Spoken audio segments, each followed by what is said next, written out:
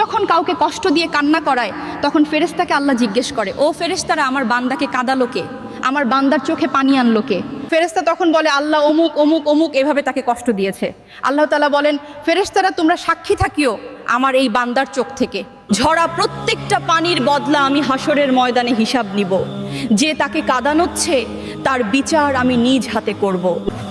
আর যে ধৈর্য ধরে কাঁদেছে তার অশ্রু আমি জান্নাতের মুক্ততে পরিণত করব। তাই বলছি,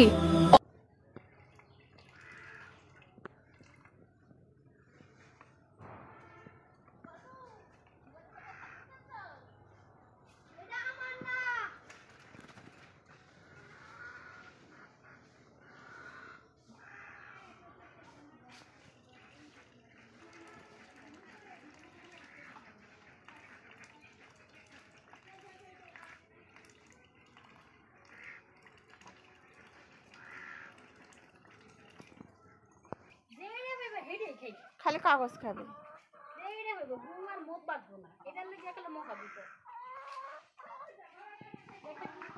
নাম্বার 1